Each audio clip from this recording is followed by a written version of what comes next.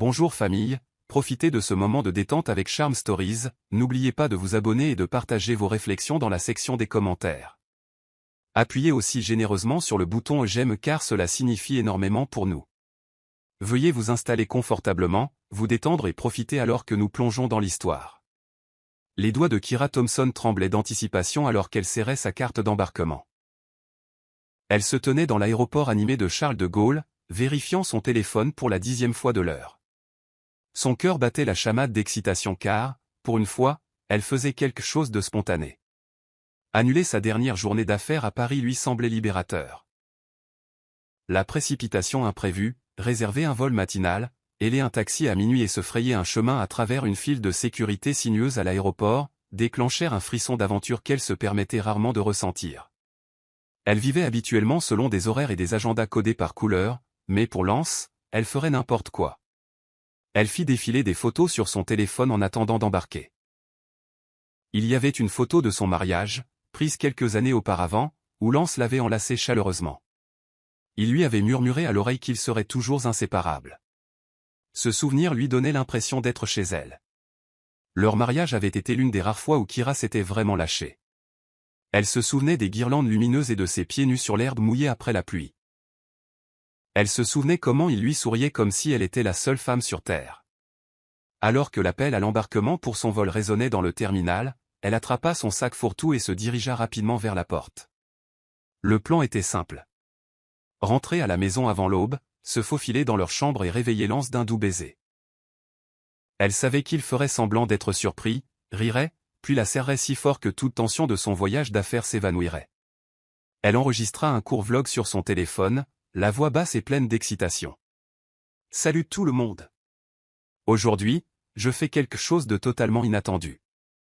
Je rentre à la maison un jour plus tôt pour surprendre mon mari extraordinaire. Il n'a aucune idée que j'arrive, et j'ai hâte de voir l'expression sur son visage quand je franchirai cette porte. Souhaitez-moi bonne chance. » Le vol de nuit se déroula sans incident, ce qui fut un soulagement pour Kira. Elle réussit à somnoler quelques heures, bien que l'excitation la réveillât par à-coups. Elle pensa au bouquet de fleurs qu'elle achèterait une fois atterrie. Peut-être du café chaud et un croissant frais pour Lance. Elle les imagina passer la matinée ensemble au lit, rattrapant les joies banales de la vie qui ne semblaient extraordinaires que parce qu'ils les vivaient ensemble.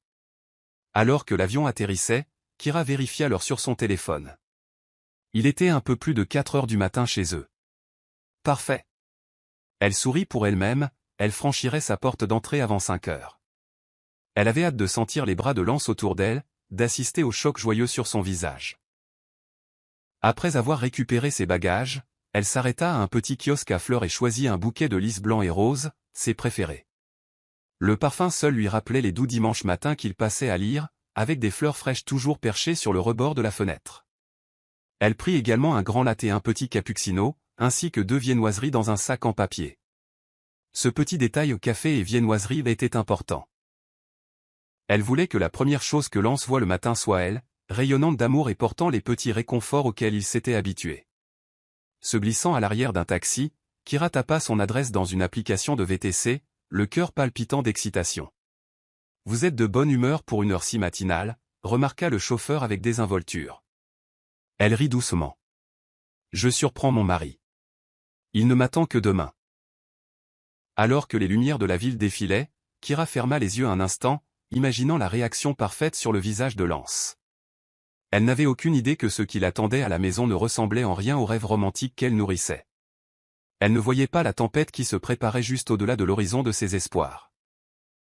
Au moment où elle sortit de la voiture aux des fleurs dans une main et le café dans l'autre, le quartier était encore enveloppé dans le silence feutré de l'aube.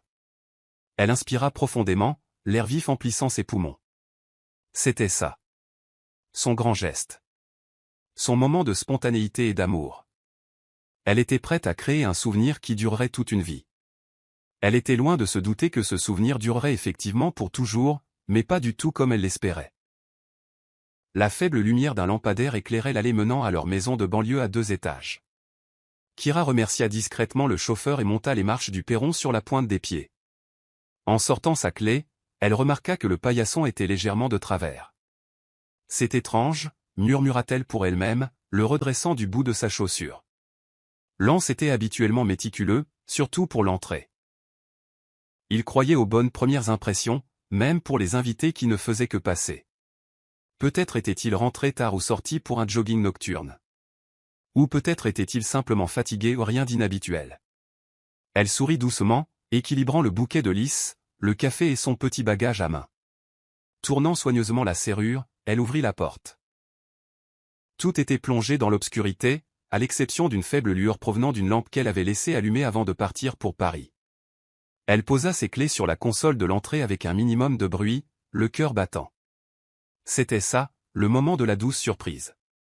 En se faufilant dans le salon, elle remarqua que le panier du chien était vide. Rocky, leur petit terrier croisé plein d'entrain, se levait habituellement d'un bond pour l'accueillir, la queue battant frénétiquement.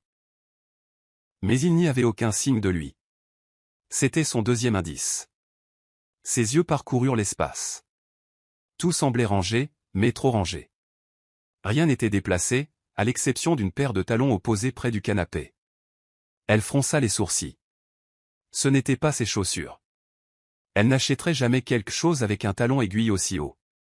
Essaie de ne pas tirer de conclusions hâtives, elle posa le café sur le comptoir de la cuisine et mit délicatement les lys dans un vase. Elle gloussa intérieurement, pensant que Brielle était peut-être venu passer la nuit. Mais pourquoi Lance ne l'aurait-il pas mentionné lors de leur dernier appel téléphonique? Ils s'étaient parlé brièvement la veille au soir, et il n'avait mentionné aucun visiteur. D'un autre côté, Brielle était sa demi-sœur, un peu imprévisible dans ses habitudes. Peut-être avait-elle besoin d'un endroit où dormir. Kira retira son manteau et monta les escaliers sur la pointe des pieds. Les vieilles marches en bois craquèrent légèrement, mais elle y était habituée. Son cœur battait la chamade d'excitation. Elle ne voulait pas gâcher la surprise. Une petite voix dans sa tête lui murmura que quelque chose n'allait pas, mais elle l'ignora, attribuant ce sentiment à sa fatigue et à l'étrangeté d'être à la maison un jour plus tôt. En atteignant le palier, elle jeta un coup d'œil dans le bureau. Vide. La porte de la chambre d'amis était fermée. Elle envisagea de la pousser pour voir si Brielle dormait à l'intérieur, mais décida de ne pas le faire. Elle voulait que ses grandes retrouvailles avec Lance soient privées. Juste deux. Elle longea le couloir jusqu'à la porte de la chambre principale. Elle pressa lentement son oreille contre le bois, s'attendant à entendre les doux ronflements de Lance. Au lieu de cela, il n'y avait que le plus faible bourdonnement d'une musique douce.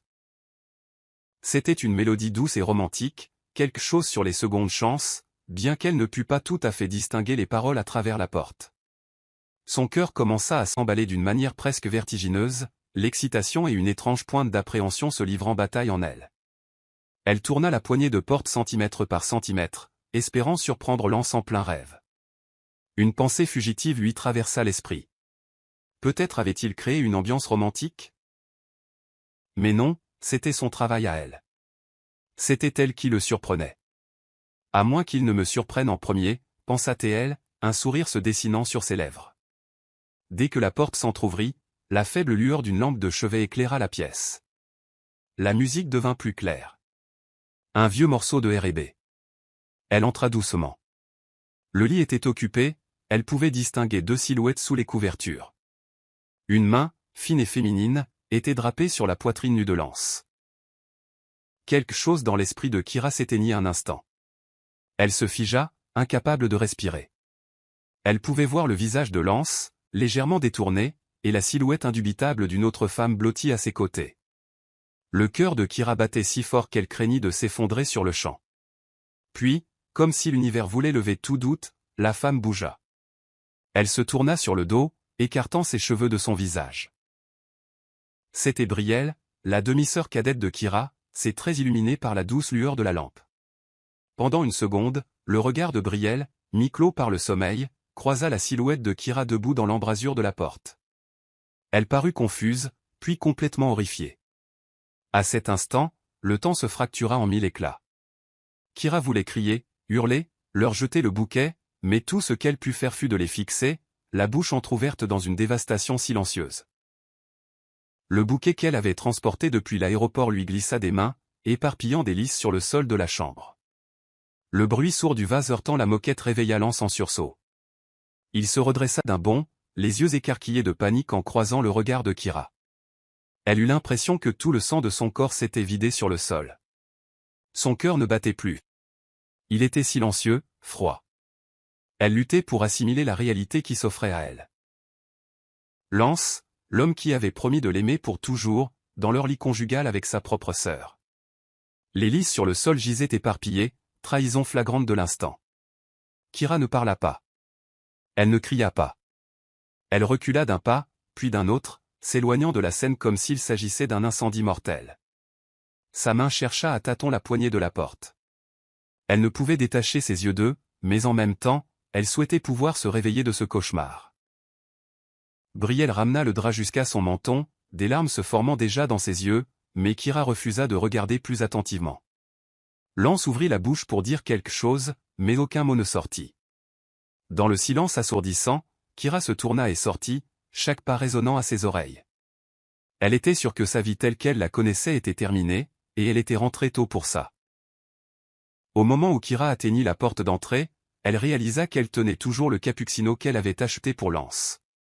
Le café s'était renversé sur sa main. La chaleur lui brûlait la peau. Elle posa la tasse sur une table voisine d'une main tremblante, l'esprit tourbillonnant. Toute la maison semblait sinistre, baignée dans le genre d'immobilité qui précède une tempête. Ses yeux balayèrent automatiquement le salon, cherchant un signe que ce n'était qu'un rêve tordu, mais les chaussures à talons aiguilles près du canapé confirmèrent l'horrible vérité. Brielle était dans la maison depuis assez longtemps pour enlever ses chaussures, se mettre à l'aise et se glisser sous les draps de Kyra. Quelque chose dans le champ de vision périphérique de Kyra attira son attention. Une boîte de pizza à moitié mangée sur l'îlot de cuisine. Elle ne laissait jamais de pizza traîner comme ça. En y jetant un coup d'œil, elle reconnut les garnitures préférées de Lance, mais elles n'étaient pas exactement comme il les commandait habituellement. Brielle avait dû choisir les jalapenos supplémentaires. Kyra détestait la nourriture épicée, elle n'aurait donc jamais permis cela sur une pizza. La prise de conscience que sa sœur avait fait des choix personnels dans sa cuisine, dans sa vie, était plus que bouleversante. Rocky entra dans la pièce en trottinant, la queue entre les jambes, l'air coupable comme s'il savait tout. Sa vue faillit la briser.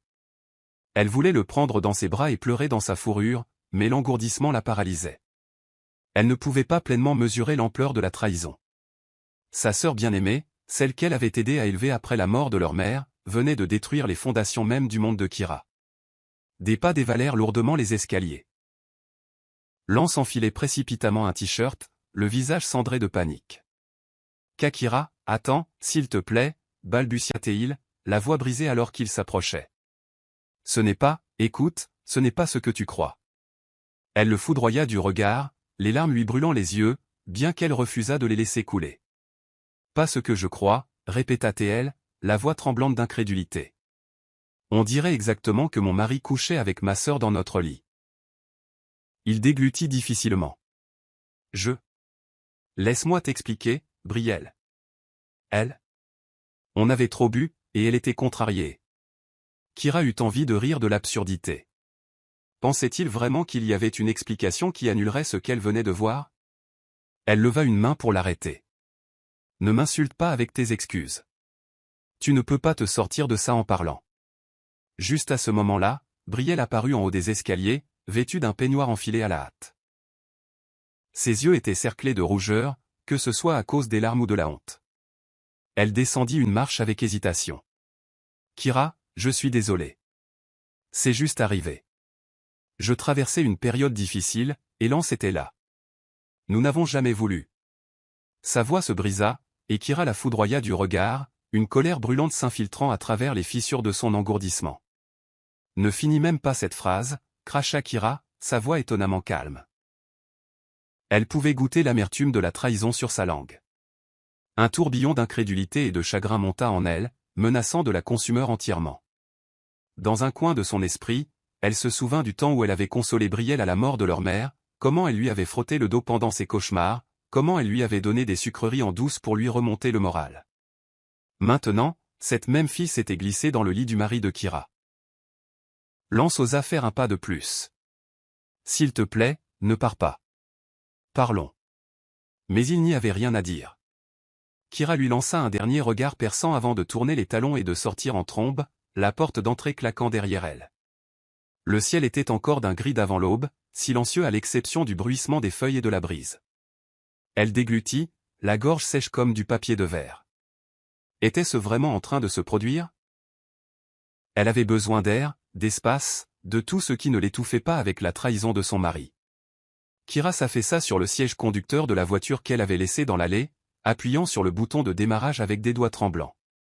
Elle n'avait pas de destination particulière en tête, elle savait seulement qu'elle ne pouvait plus supporter de rester dans cette maison un instant de plus. Sa poitrine se serra, les larmes lui piquant enfin les yeux alors qu'elle passait en marche avant. En s'éloignant du trottoir, elle jeta un dernier regard à la porte d'entrée. La silhouette de Lance se tenait là, une supplication inutile sur les lèvres. Kira ne ressentait rien d'autre qu'un chagrin d'amour brut et lancinant, et une fureur profonde et dévorante qu'elle n'avait jamais connue auparavant. Kira conduisit sans but, les rues vides dans l'air frais du matin. Les lumières se brouillaient dans sa vision alors qu'elle luttait contre des vagues successives de sanglots. Elle ne s'était même pas encore permis de pleurer, se contentant de marmonner de légers jurons tandis que son cœur battait dans sa poitrine. C'était comme si elle était dans une voiture suspendue au-dessus d'une falaise, et à tout moment elle pouvait plonger dans l'abîme du chagrin. Finalement, elle s'arrêta sur un parking désert près d'un parc local. La rosée s'accrochait encore à l'herbe, et quelques lèvres faisaient du jogging le long du sentier. Kira coupa le moteur mais ne put se résoudre à sortir de la voiture. Elle s'affaissa vers l'avant, posant son front sur le volant. Dans le silence oppressant, son esprit rejouait les dernières minutes avec une précision brutale.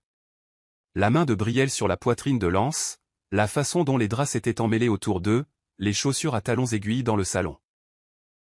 La bouche de Lance s'ouvrant et se fermant, sans explication cohérente. L'embarras et la trahison lui griffaient la poitrine. Elle essaya de respirer mais ne trouva que des gorgées superficielles. Un souvenir refit surface sans y être invité. Le jour où elle avait épousé Lance. Elle se souvenait comment Brielle avait été là, les larmes aux yeux, serrant Kira si fort, murmurant « Je suis si fier de toi ». Elle se souvenait du large sourire sur le visage de Lance lorsqu'il lui avait glissé la bague au doigt. L'officiant avait dit « Parlez maintenant ou taisez-vous à jamais ». Personne ne s'était opposé. Tout le monde avait applaudi. Maintenant, ce souvenir ne servait qu'à remuer le couteau plus profondément dans la plaie. Elle laissa échapper un hoquet rauque, les larmes s'échappant enfin. Elle se pencha vers le siège passager pour attraper une serviette en papier et remarqua le sac de viennoiserie qu'elle avait acheté pour Lance. Le croissant, maintenant froid, gisait à l'intérieur, accusateur. Ce petit détail de normalité ressemblait à une blague cruelle. Pendant une bonne heure, elle pleura jusqu'à se sentir vide. Les gens allaient et venaient dans le parc, inconscients du chagrin contenu dans sa voiture. De temps en temps, quelqu'un la regardait, inquiet, mais personne ne s'approchait. Elle était prisonnière d'une tempête silencieuse, inaccessible. Son téléphone vibra à plusieurs reprises. Des SMS et des appels de Lance, de Brielle. Elle les ignora tous. La vue du nom de sa sœur clignotant sur l'écran déclencha un tourbillon de rage dont elle ne se savait pas capable. Finalement, elle éteignit le téléphone, laissant le silence et le chagrin l'envelopper à nouveau. Elle regarda son reflet dans le rétroviseur. Le mascara coulait sur ses joues, ses yeux étaient bouffis et rouges. Elle ressemblait à une personne différente, une femme ravagée par le chagrin, plus âgée en quelque sorte. Elle avait passé des années à construire une vie avec Lance, à prendre soin de Brielle dans ses moments de besoin, et maintenant elle avait l'impression que les fondations de son identité s'effondraient. Au loin, elle aperçut l'enseigne clignotante d'un dîner. Elle réalisa qu'elle avait besoin de se recentrer, peut-être de prendre un café qui ne soit pas associé au chagrin. Attrapant son sac à main, elle sortit de la voiture. Le soleil matinal commençait à poindre à l'horizon, projetant de longues ombres. Lui mettait rarement les pieds sur un tapis de course accueillait désormais chaque jour avec un objectif renouvelé. Le changement n'était pas seulement physique.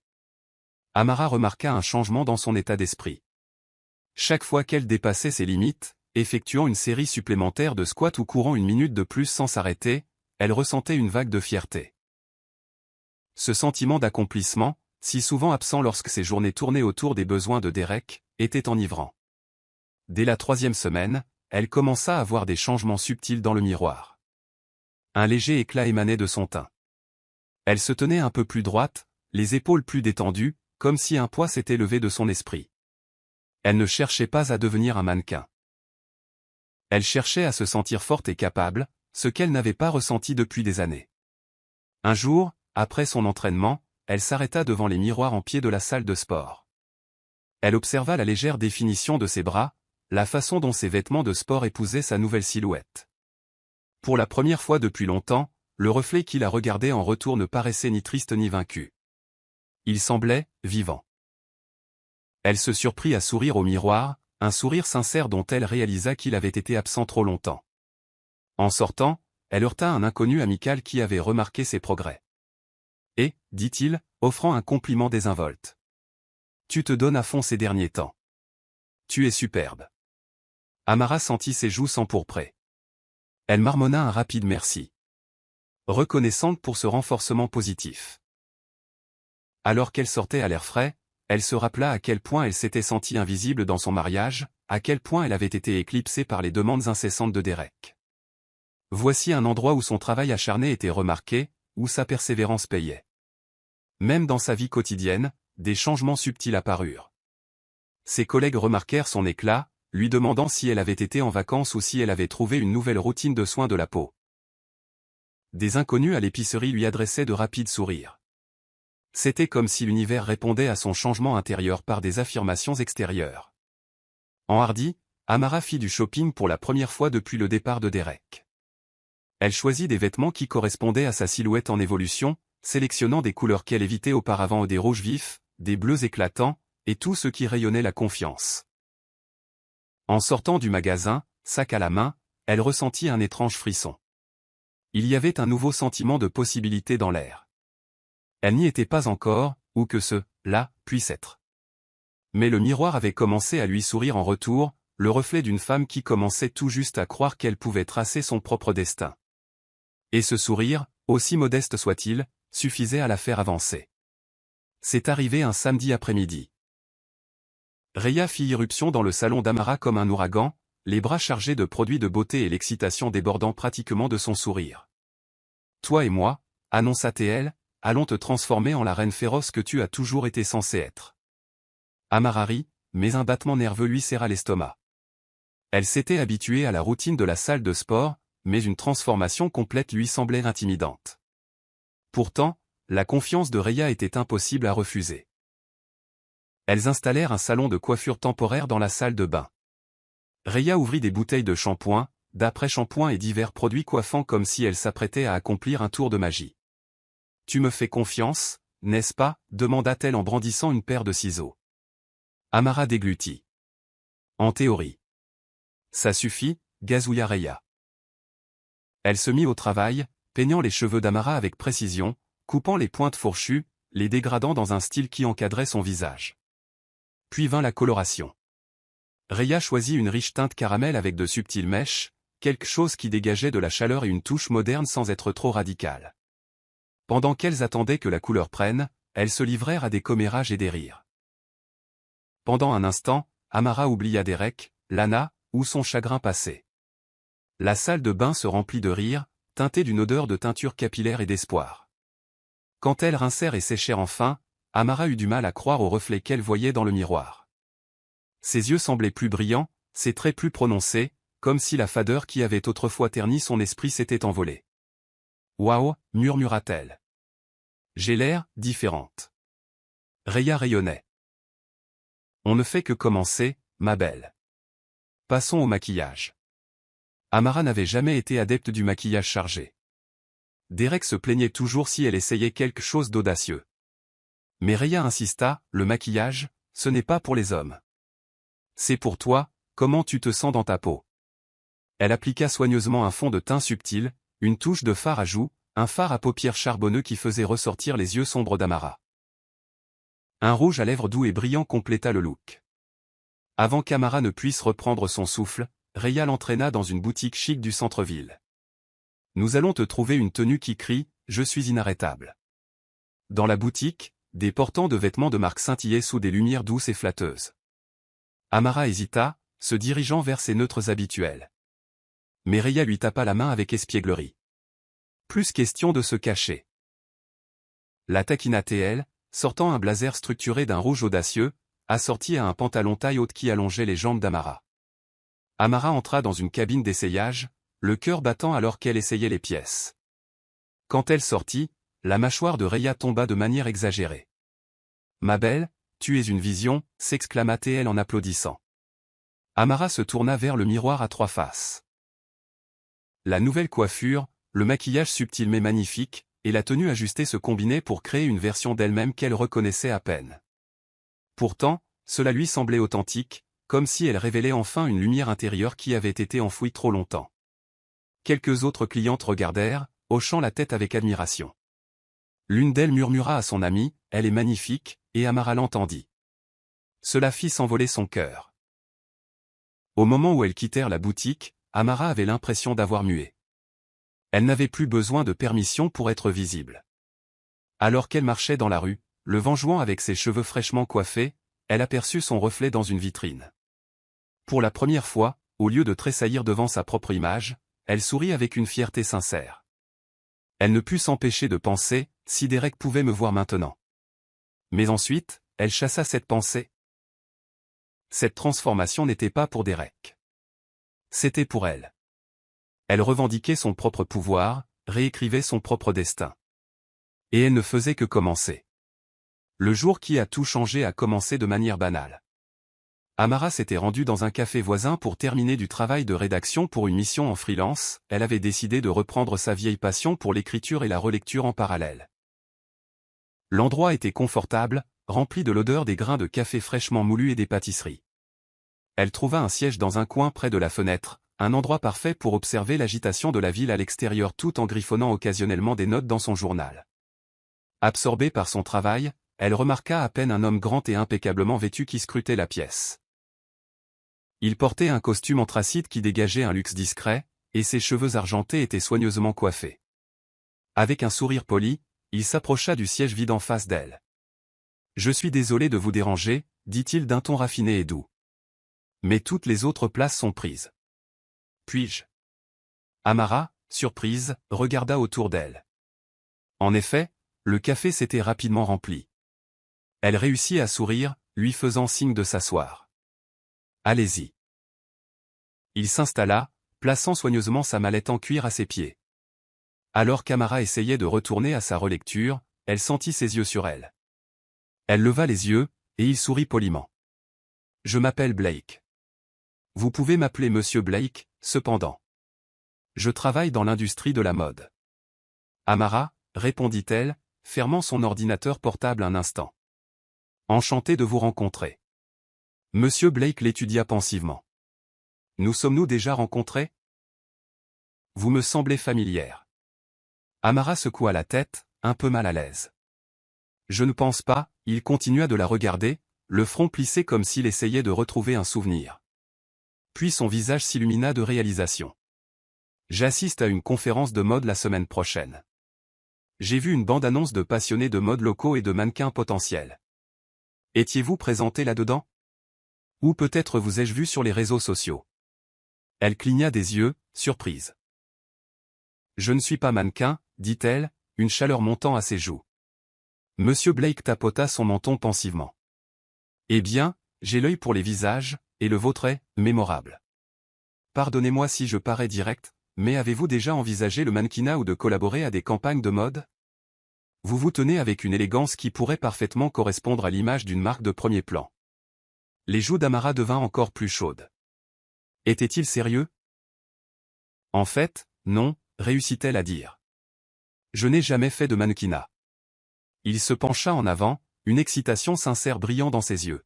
« J'ai une nouvelle campagne qui sera lancée dans quelques semaines. Elle porte sur l'autonomisation, la réinvention, les secondes chances. C'est une collection visant à célébrer la transformation personnelle. Je recherche quelqu'un avec une énergie authentique, pas seulement un joli visage. Vous avez exactement l'aura que je recherche. » Tout cela semblait surréaliste à Amara.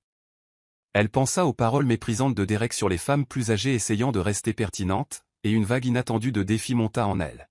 « Je suis flattée, » répondit-elle. « Mais je suis, pas sûr. » Monsieur Blake sourit, sortant une carte de visite gaufrée en or. « Réfléchissez passez à notre studio demain, ou quand vous serez libre. Nous pourrons discuter des détails. Je ne vous mettrai pas la pression, mais je pense vraiment que vous seriez parfaite. » Il lui laissa la carte, paya son café et lui dit au revoir d'une cordiale poignée de main. Amara regarda la carte.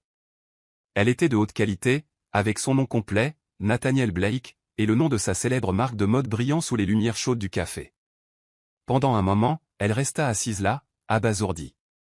Un tourbillon d'émotions la saisit, excitation, incrédulité, peur. Cela pouvait-il vraiment arriver? Elle se souvint des mots de Rhea sur le fait de ne plus jouer petit. Et elle se souvint du mépris de Derek, comment il pensait qu'elle n'était pas assez. Serrant la carte, elle sentit l'appel du destin. C'était plus qu'une rencontre fortuite. C'était une opportunité qui pourrait la mener sur un chemin de découverte de soi et d'autonomisation. Et pour la première fois depuis des lustres, elle ressentit une envie indéniable de saisir le moment. Elle rangea soigneusement la carte dans son portefeuille, le cœur battant d'anticipation pour ce qui pourrait suivre. Ce soir-là, après beaucoup d'introspection, Amara décida de faire des recherches sur Monsieur Blake et sa marque de mode. Ce qu'elle découvrit l'étonna, c'était une figure respectée de l'industrie, connue pour ses campagnes avant-gardistes mais responsabilisantes. Décrocher un rôle dans sa nouvelle ligne pourrait être une opportunité énorme. Elle était sur son téléphone, parcourant divers articles sur ses succès passés, lorsqu'une notification apparut d'une de ses connaissances.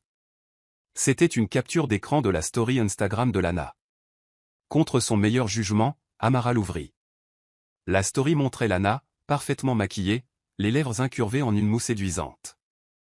La légende disait: certaines femmes plus âgées ne savent tout simplement pas quand lâcher prise. Les tentatives désespérées de rester pertinentes sont si tragiques. Il n'y avait aucune mention directe du nom d'Amara, mais le moment et le contexte étaient évidents. Lana lançait une pique numérique, se moquant indirectement de la nouvelle transformation d'Amara. L'estomac d'Amara se noua. Elle entendit cette voix narquoise dans son esprit, la voix de Derek la traitant de vieille, d'ennuyeuse. Cela raviva de vieilles angoisses. Pendant un bref instant, elle douta d'elle-même. Était-elle ridicule d'envisager de poser pour une grande campagne à son âge? Elle s'éloigna de son téléphone, arpentant son salon. Laissez Lana publier ses stories passives-agressives. Laissez Derek penser ce qu'il voulait. Si elle laissait leurs mots la définir, elle resterait en cage pour toujours. Elle se souvenait de ce que l'on ressentait dans cette cage. Pas d'air, pas d'espace pour grandir. Prenant une profonde inspiration, elle retourna à son téléphone. Elle résista à l'envie de riposter ou de commenter. La publication de Lana, dégoulinante de condescendance, aurait pu la contrarier auparavant. Maintenant, étrangement, cela alimentait sa détermination. Elle avait rendez-vous avec Monsieur Blake demain. Elle y irait, la tête haute, même si la voix du doute chuchotait encore en arrière-plan. Elle appela Rhea, résumant la situation avec une frustration haletante. Cette femme essaie de me déstabiliser, fulmina Amara, en publiant des pics énigmatiques à mon sujet. Laisse-la faire, répondit Rhea nonchalamment. Elle n'a apparemment rien de mieux à faire. De plus, tu as d'autres chats à fouetter. Tu es sur le point de rencontrer un grand créateur. Ne lui donne pas le pouvoir qu'elle veut. Amara s'affaissa sur le canapé en expirant. Tu as raison. Je ne devrais pas m'abaisser à son niveau. Mais c'est tellement mesquin.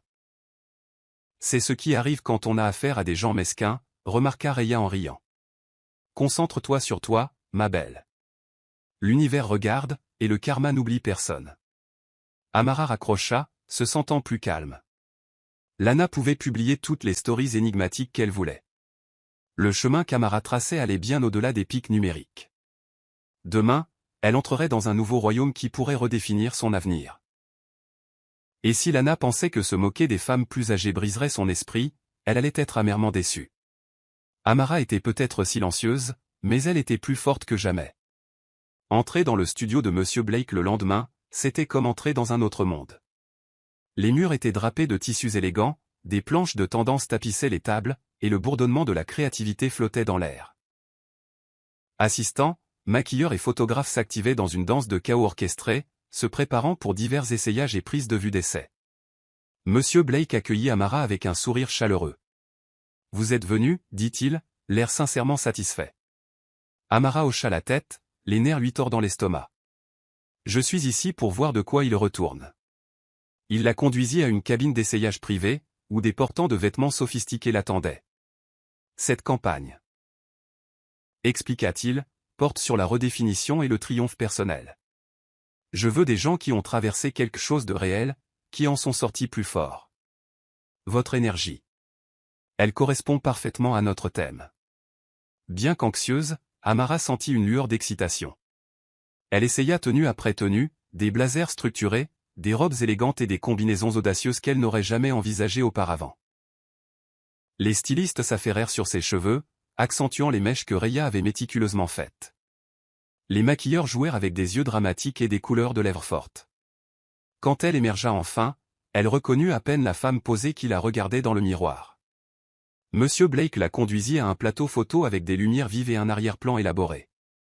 Il la présenta au photographe, connu pour capturer des images émotionnelles et puissantes.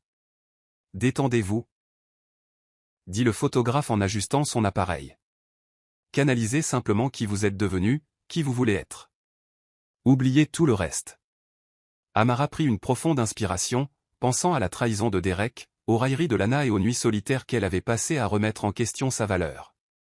Elle expira, laissant cette tension se transformer en une résolution féroce. Elle regarda l'objectif de l'appareil photo droit dans les yeux. Clic, clic, clic. Chaque déclenchement de l'obturateur ressemblait à une libération. Une affirmation qu'elle n'était plus la femme timide éclipsée par les ambitions de quelqu'un d'autre. L'énergie sur le plateau devint électrique.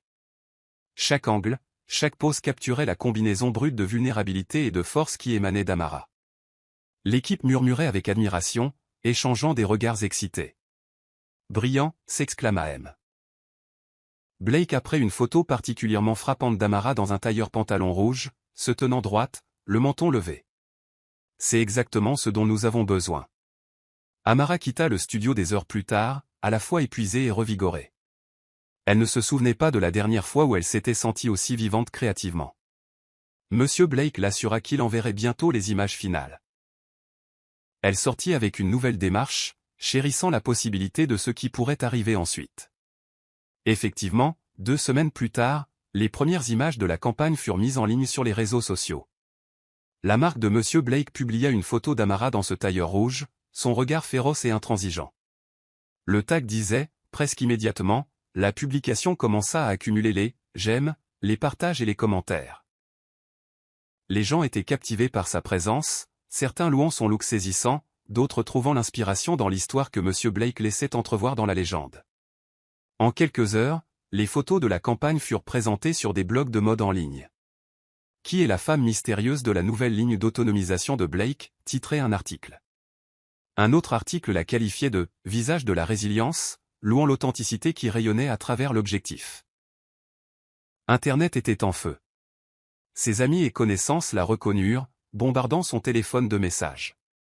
Même des inconnus la contactèrent, applaudissant sa transformation audacieuse. La séance photo était devenue virale, et Amara se retrouva au cœur d'une soudaine attention médiatique. Elle était assise dans son appartement, son téléphone vibrant sans cesse, le cœur battant d'un mélange d'incrédulité et de fierté. Elle parcourut les commentaires.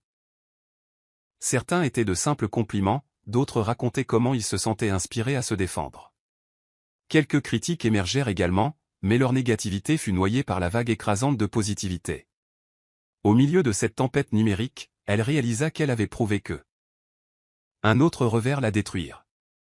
C'est lors d'une de ces sessions de réparation, assise au comptoir du restaurant, en train de bricoler soigneusement un téléphone cassé, qu'un homme âgé distingué la remarqua. Il portait un costume sur mesure et avait un air d'aisance tranquille. Tout en sirotant son café, il observa les doigts agiles de Serena et son expression sérieuse. Intrigué, il finit par parler. « Excusez-moi, jeune femme. Que faites-vous là ?» Serena leva les yeux, une pointe de prudence dans le regard. « Je répare un téléphone. Il appartient à une serveuse d'ici. » Il se pencha plus près. La curiosité piquait. « Vous n'utilisez aucun équipement sophistiqué, mais vous semblez très habile. Puis-je voir ?» À contre-cœur, Serena lui tendit la carte mère du téléphone. Il l'étudia attentivement, puis la regarda avec un sourire curieux. « Où avez-vous appris cela ? Autodidacte ? » répondit-elle en haussant les épaules comme si ce n'était rien d'extraordinaire. À l'intérieur, elle était à la fois fière et nerveuse. Il se présenta comme Malcolm Everett, un investisseur et entrepreneur. Je suis toujours à la recherche de nouveaux talents, surtout ceux qui font preuve d'initiative et de compétences. Vous réparez souvent de l'électronique. Elle expliqua son activité secondaire, acheter des appareils cassés, les réparer, les revendre en ligne. Une étincelle s'alluma dans les yeux de Malcolm. « J'aime votre esprit », dit-il après qu'elle eut fini. « J'ai aidé à lancer plusieurs startups, et je vois du potentiel en vous. » Le cœur de Serena s'emballa. Elle avait déjà été trahie, alors elle restait sur ses gardes. Mais quelque chose dans l'attitude de Malcolm suggérait un intérêt sincère. Il fouilla dans sa mallette et en sortit un chéquier. Gribouillant rapidement, il lui tendit un chèque libellé à l'ordre de espèces pour $5000. « Je veux que vous utilisiez ça, dit-il, pour voir ce que vous pouvez faire à une échelle légèrement plus grande. Si vous parvenez à faire des bénéfices, venez me trouver. J'envisagerai d'investir davantage. » Serena regarda le chèque avec incrédulité. $5000, c'était plus d'argent qu'elle n'en avait jamais eu de sa vie. « Pourquoi ?» demanda-t-elle, la voix teintée de suspicion. Malcolm sourit gentiment. « Parce que parfois, la bonne opportunité au bon moment peut changer une vie. Et je crois qu'il faut donner au suivant. » Il lui tendit une carte de visite avec son numéro. « Appelez-moi quand vous serez prête. » Avant qu'elle ne puisse pleinement réaliser ce qui venait de se passer, il posa un billet de $50 impeccable sur la table du restaurant pour payer son café, se leva et partit. Serena le regarda s'éloigner, stupéfaite. Serrant le chèque, elle ressentit un mélange d'euphorie et de peur.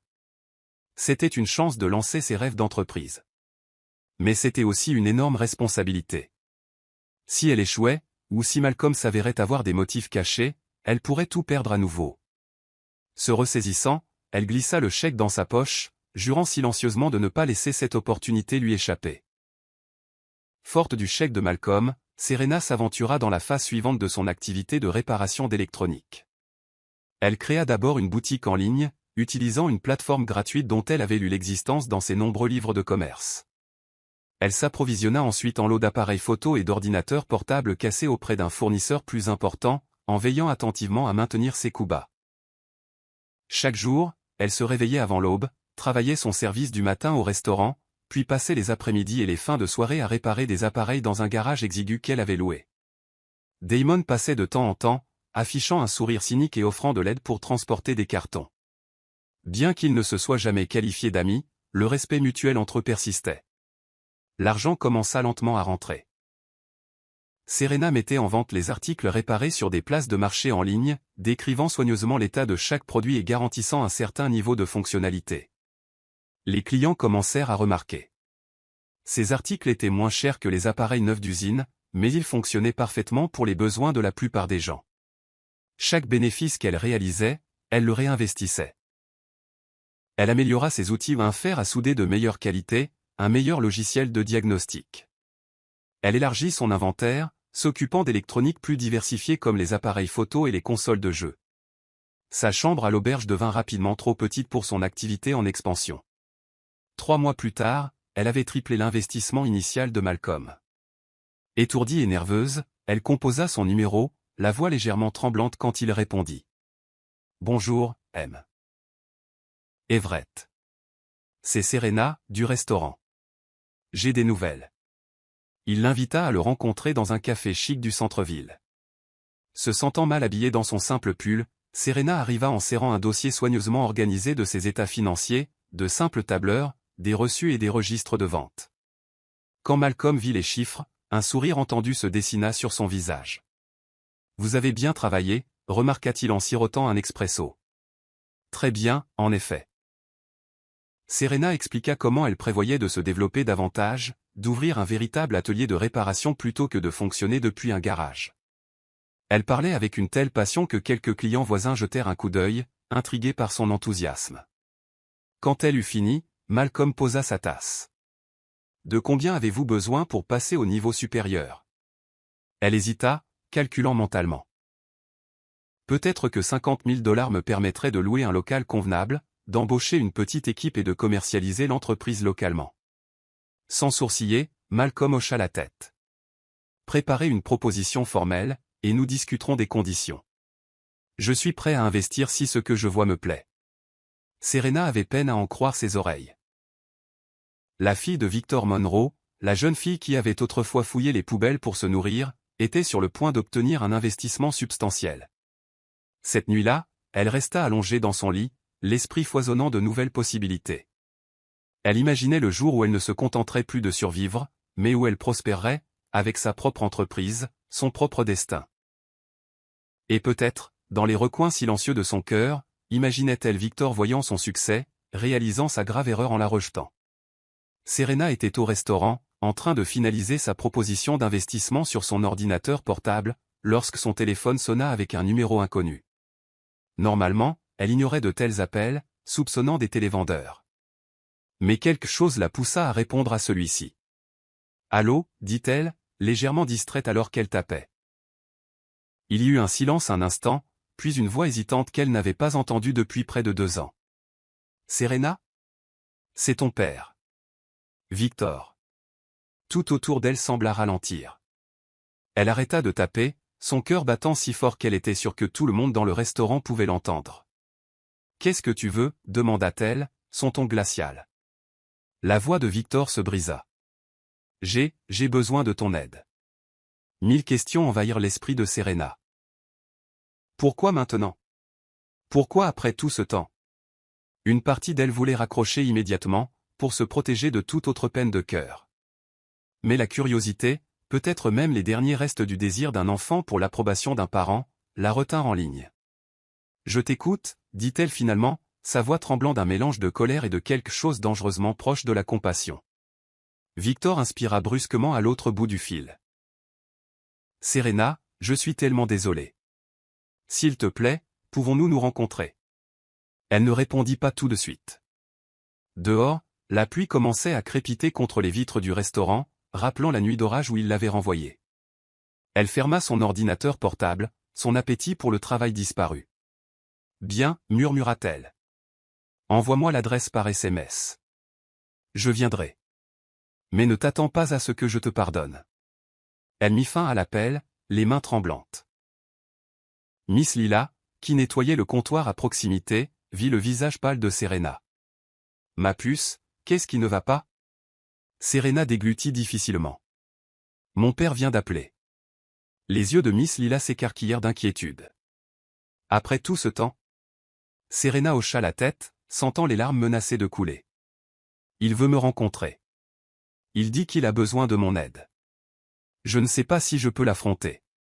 Mais je dois savoir pourquoi. » Miss Lila posa une main réconfortante sur l'épaule de Serena. « Vas-y, mon enfant. Parfois, nous avons besoin de tourner la page. Ou peut-être avons-nous juste besoin de voir par nous-mêmes à quel point nous sommes devenus fortes. » Serena rassembla ses affaires, se préparant pour la confrontation à venir. La petite fille qui aspirait autrefois à l'amour de Victor avait disparu, remplacée par une jeune femme autodidacte déterminée à ne plus jamais être la victime de personne. 2 jours plus tard, Serena se retrouva devant un café chic dans un quartier plus aisé de la ville. Ce n'était pas aussi luxueux que le quartier où elle vivait autrefois, mais c'était loin des rues sales auxquelles elle s'était habituée. Son esprit bourdonnait de questions. Pourquoi Victor avait-il choisi cet endroit pour se rencontrer? Vivait-il ici maintenant? Où était Olivia? Elle expira avec un léger tremblement avant d'entrer. L'hôte la conduisit à une banquette d'angle privé où Victor était assis, sirotant un café. Il paraissait fatigué, plus âgé qu'elle ne s'en souvenait. Ses cheveux, autrefois impeccablement coiffés, étaient maintenant striés de gris. Le costume coûteux qu'il portait flottait un peu sur lui, laissant deviner une perte de poids récente. « Serena » dit-il doucement alors qu'elle approchait. Se levant, il tenta de la serrer dans ses bras, mais elle recula, les bras croisés. Le rejet flotta dans l'air, lourd d'une douleur inexprimée. Elle se glissa sur le siège en face de lui. Sans rien dire, Victor attendit quelques instants, puis s'éclaircit la gorge. « Je sais que tu es contrarié. Tu as parfaitement le droit de l'être. » Contrarié? Serena ricana. C'est un euphémisme. Il baissa le regard. Je ne chercherai pas d'excuses. Mais je ne t'aurais pas demandé de te voir si ce n'était pas urgent. Elle resta assise en silence, son expression gardée. Laisse-le parler, se dit-elle. Ne le laisse pas te manipuler. Victor joua avec sa tasse de café, la voix tremblante. Olivia m'a quitté. Elle a pris beaucoup de mon argent, fait des investissements risqués, et tout s'est effondré. J'ai perdu l'entreprise et le manoir. J'ai essayé de reconstruire, mais c'est difficile. Le cœur de Serena battait à la mention du manoir, les souvenirs affluant dans son esprit. Souvenir de ce matin froid où on l'avait jeté comme un déchet. Elle se força à parler calmement. Pourquoi devrais-je m'en soucier? Les yeux de Victor brillèrent d'un mélange de honte et de désespoir. Parce que je suis ton père, murmura-t-il. Et je suis tout seul. J'ai besoin de ton aide. Financièrement, oui, mais aussi émotionnellement. Je sais que je t'ai fait du mal, Serena. Et je sais que je n'ai aucun droit de demander. Mais s'il te plaît. Il tendit la main sur la table, essayant de saisir la sienne.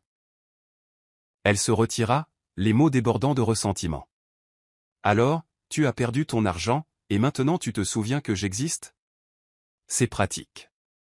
Je suis désolé, répéta Victor, la voix brisée. Tu peux me détester. Tu peux me cracher au visage. Mais je suis là, te suppliant de me donner une seconde chance. La douleur et la fureur bouillonnaient en Serena. Une partie d'elle voulait lui rire au nez et s'en aller. Une autre partie aspirait au père qu'elle avait autrefois adoré.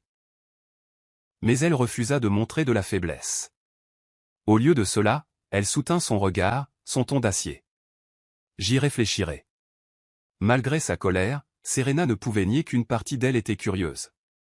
Elle accepta de rencontrer Victor pour dîner quelques nuits plus tard, bien que chaque fibre de son être hurlât que c'était une mauvaise idée. Néanmoins, elle espérait qu'il montrerait peut-être un réel remords, quelque chose qui lui permettrait de pardonner, même légèrement. Il choisit un modeste restaurant italien, loin des endroits chics qu'il fréquentait autrefois. Quand elle arriva, elle fut surprise de voir Olivia là, perchée à côté de Victor comme une poupée de porcelaine. Ses ongles parfaitement manucurés tapotaient impatiemment sur la nappe. Les yeux de Serena se plissèrent. « Je croyais que tu avais dit qu'elle t'avait quitté. » Victor rougit. Elle l'a fait. Mais elle est revenue récemment. Olivia afficha un sourire éclatant. Serena. Ma chérie. Ça fait trop longtemps. Ne nous attardons pas sur le passé, d'accord? Les mots rampèrent sous la peau de Serena. Elle se souvenait de ce sourire narquois. La façon dont Olivia l'avait regardé quitter le manoir sans une once de pitié. Maintenant, elle agissait comme si rien ne s'était passé. Pendant la première moitié du dîner, ils échangèrent des banalités. Olivia complimenta l'apparence de Serena. S'enquit de sa vie en termes vagues.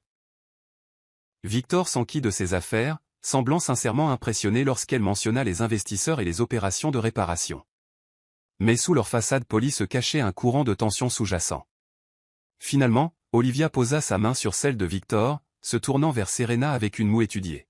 « Tu dois savoir que nous avons eu quelques problèmes financiers, ma chère. Mais ton père m'a dit à quel point tu as réussi. Peut-être serais-tu prête à nous aider à nous remettre sur pied. Voilà. La vraie raison de cette rencontre. » Serena posa sa fourchette, son appétit disparut. « Alors, que me demandez-vous exactement? » Victor s'éclaircit la gorge, visiblement mal à l'aise. « Un prêt. Modeste, juste pour nous aider à nous stabiliser. Ensuite, nous pourrons reconstruire, et tu récupéreras ton argent. Avec intérêt, bien sûr. » Serena le fixa, puis Olivia. « Et qu'est-ce que j'y gagne? » demanda-t-elle froidement. « Nous pouvons redevenir une famille, dit Olivia, la voix dégoulinant d'hypocrisie. C'est ce qui compte le plus, n'est-ce pas? Nous avons tous fait des erreurs. Allons de l'avant. » La colère de Serena monta. Elle voyait clair dans le jeu d'Olivia. Mais la tentation de les refuser catégoriquement luttait contre un subtil désir de justice. Elle les imaginait se tortiller, dépendant de la fille qu'ils avaient abandonnée. Quand l'addition arriva, Serena se leva, sortant son portefeuille. Victor attrapa le sien, mais elle l'écarta d'un geste. « C'est pour moi, dit-elle sèchement. » Elle posa assez d'argent pour couvrir l'addition sur la table et les regarda tous les deux. « J'examinerai votre demande. Mais ne vous attendez pas à un portefeuille ouvert juste parce que nous partageons un nom de famille. Sans un autre mot, elle tourna les talons et partit, le cœur battant. Dehors, un vent glacial lui cingla les joues. Elle se sentait à la fois triomphante et triste. Triomphante parce qu'elle détenait le pouvoir maintenant, et triste parce que le père qui avait autrefois été son héros était devenu un étranger mendiant de l'argent. Cette nuit-là, Serena resta éveillée, repassant chaque détail du dîner. Elle imagina un scénario où elle les refusait complètement, les laissant sombrer. Un autre scénario la voyait leur donner de l'argent sans condition. Un rameau d'olivier du pardon. Mais aucun ne semblait tout à fait juste. Au matin, une idée germa dans son esprit. Elle appela son avocat, un contact que Malcolm lui avait référé, et passa 1 heure à discuter des aspects juridiques. Puis elle organisa une réunion avec Victor et Olivia dans un cabinet d'avocat local. Quand ils arrivèrent, tous deux semblaient nerveux. « De quoi s'agit-il, Serena » demanda Victor en entrant dans une petite salle de conférence. Olivia serrait son sac à main fermement, les yeux furetants. Serena se pencha en avant. La voix posée. « Je suis prête à vous accorder un prêt, mais il y a des conditions. » Elle fit glisser un contrat sur la table. Il était très détaillé, laissant peu de place aux échappatoires. La clause clé était que la garantie du prêt serait la maison où il vivait autrefois, maintenant en mauvais état mais valant toujours une somme substantielle si elle était vendue. Victor et Olivia échangèrent des regards. « Ça, c'est le manoir » balbutia Victor. « Mais nous l'avons déjà perdu. » Il a été saisi. Serena eut un sourire narquois, croisant son regard. « Je l'ai racheté aux enchères la semaine dernière. » Son cœur battait à l'aveu. Elle avait utilisé une partie de ses économies, ainsi qu'un petit prêt de Malcolm, pour acheter discrètement le manoir. « Si vous ne me remboursez pas intégralement, le manoir reste à moi. En fait, il est déjà à moi. Mais si vous tenez parole, nous pourrons trouver un accord qui vous le rendra. » Le visage d'Olivia devint d'un rouge alarmant. « Toi? Tu as acheté notre maison. » « Ce n'était pas notre maison quand vous m'avez mise à la porte, » rétorqua Serena. « Maintenant, c'est juste un actif. Si mes conditions ne vous plaisent pas, vous pouvez partir. » Victor regarda le contrat, les mains tremblantes. « Tu as vraiment fait ça? Tu es devenu un requin des affaires, Serena. » Serena croisa les bras. « J'ai appris des meilleurs. Ou peut-être des pires. » Après un silence tendu, Victor leva le stylo. Olivia lui lança un regard venimeux. Mais il l'ignora. Rapidement, il signa le contrat, puis passa le stylo à Olivia. Elle hésita, ses yeux oscillant entre le papier et l'expression résolue de Serena. Finalement, d'une main tremblante, Olivia griffonna sa signature. « Voilà » lança-t-elle en jetant le stylo. Satisfaite. Serena prit les papiers, l'expression inflexible. « Vous aurez les fonds sur votre compte d'ici 1 semaine. Ne soyez pas en retard sur les paiements. » Sur ce, elle rassembla ses affaires et partit, laissant son père et sa belle-mère se regarder en silence, stupéfaits. Devant le cabinet d'avocat, Serena expira en tremblant. Elle avait le contrôle maintenant, une position qu'elle n'avait jamais connue dans sa relation avec Victor. Que ce soit justice ou vengeance, elle n'en était pas encore sûre. 2 mois passèrent rapidement. Fidèles à leurs paroles, au début, Victor et Olivia commencèrent à effectuer de petits paiements sur le prêt. Serena ne leur parlait pas souvent, mais elle surveillait les paiements par l'intermédiaire de son avocat. Elle se concentrait plutôt sur la croissance de son atelier de réparation, qui prospérait grâce à l'investissement de Malcolm et à son éthique de travail acharnée. Mais ensuite, les paiements cessèrent. Au début, Serena supposa qu'il pouvait y avoir un retard. Elle attendit quelques jours, puis 1 semaine. Toujours rien. Elle essaya d'appeler Victor, mais ses appels tombaient directement sur la messagerie vocale. Finalement, elle se rendit à l'adresse qu'il lui avait donnée, une modeste propriété locative en centre-ville. Personne ne répondit à ses coups, mais elle pouvait entendre des V. ANT de finalement cliquer. Elle expira, ressentant un étrange mélange de soulagement et d'effroi. Elle savait qu'elle ne pourrait pas l'ignorer éternellement, mais elle n'était pas non plus prête à lui faire face. Pas encore. Un matin, Kira se réveilla chez tante Denise avec une avalanche de notifications sur son téléphone. Un ami l'avait identifié dans une publication sur les réseaux sociaux de Brielle. Sentant son cœur battre la chamade, Kira cliqua pour voir ce que sa sœur avait publié. Brielle avait mis en ligne une photo, un selfie intime avec Lance, tous deux l'air plein de regrets mais proches. La légende disait, des erreurs ont été commises, des cœurs ont été brisés, mais nous trouvons notre chemin, ensemble. Temps difficile / honnêteté / guérison. Kira fixa l'écran, les émotions la submergeant comme des raz-de-marée. Ensemble? Admettait-il ouvertement qu'ils formaient un couple maintenant? Elle relut la légende, cherchant un sens caché qui pourrait suggérer une autre histoire. Mais c'était douloureusement clair, Brielle revendiquait Lance, se vantant essentiellement de leur liaison. Tante Denise, voyant le visage cendré de Kira, regarda par-dessus son épaule. « Oh, cette petite !» fulmina-t-elle. Elle a un sacré culot, de publier ça à la vue de tout le monde. La poitrine de Kira se serra de colère. Elle fit défiler les commentaires qui allaient du soutien aux critiques carrément vicieuses. Certains louaient Brielle pour son courage, tandis que d'autres la condamnaient pour avoir trahi sa propre sœur. Le nom de Kira était mentionné à plusieurs reprises, des gens exhortant Brielle à s'excuser publiquement. D'autres demandaient à connaître la version de Kira. Une douleur de trahison et de colère tourbillonna en Kira. Alors c'est comme ça que Brielle gère la situation. En l'étalant en ligne, en cherchant la pitié et l'attention? Une nouvelle vague de chagrin la frappa. Brielle avait autrefois été la petite fille que Kira protégeait. Maintenant, elle étalait la destruction qu'elle avait causée. Tante Denise, furieuse, prit son téléphone. « Je l'appelle. » « C'est inacceptable. » Kira attrapa doucement le poignet de sa tante. « Ne fais pas ça. Ça ne fera qu'ajouter de l'huile sur le feu. » « Mais elle t'humilie publiquement. »« Je sais. » murmura Kira, les larmes montant à ses yeux. « Mais je ne m'abaisserai pas à son niveau. Laisse-la publier ce qu'elle veut. Les gens finiront par voir sa vraie nature. » Malgré ces mots, la piqûre de l'humiliation publique persistait. C'était une chose que Brielle et Lance la blessent en privé, mais étaler leur relation aux yeux du monde entier était une nouvelle forme de cruauté. Kira passa le reste de la journée à se sentir à vif et exposé, remettant en question chaque souvenir qu'elle avait de Brielle. Ce soir-là, Gina arriva avec une bouteille de vin, déterminée à sortir Kira de ses pensées tourbillonnantes. Elles s'assirent dans le jardin de tante Denise, l'air encore chaud des derniers relents de l'été. Gina versa 2 verres, tendant l'un à Kira. « J'ai vu le poste de Brielle. C'est dégoûtant. » Kira acquiesça, sirotant le vin. Elle a toujours cherché l'attention, mais ça? Je ne m'attendais jamais à ce qu'elle aille aussi loin. Elle va avoir un réveil brutal, dit Gina en penchant son verre. Tout le monde ne soutiendra pas sa petite quête de sympathie. Effectivement, alors que la nuit avançait, de plus en plus de commentaires inondèrent le poste de Brielle, la plupart cinglants. Les gens la traitaient de briseuse de ménage, de traîtresse. Certains menacèrent de ne plus la suivre, tandis que d'autres exigèrent qu'elle retire le poste.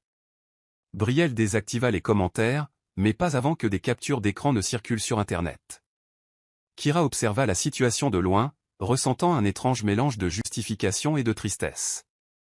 Elle ne voulait pas être consumée par l'amertume, mais elle ne pouvait s'empêcher de ressentir une sombre satisfaction à l'idée que Brielle subisse les foudres du public. En même temps, elle ne pouvait ignorer comment ce cirque façonnait son propre récit en ligne. Elle était devenue virale avec une vidéo sincère sur la trahison, et maintenant Internet reconstituait le puzzle. La traîtresse était sa sœur, et le partenaire infidèle était Lance. Bien qu'elle ne l'ait pas confirmé, les rumeurs suffisaient à provoquer une explosion d'intérêt.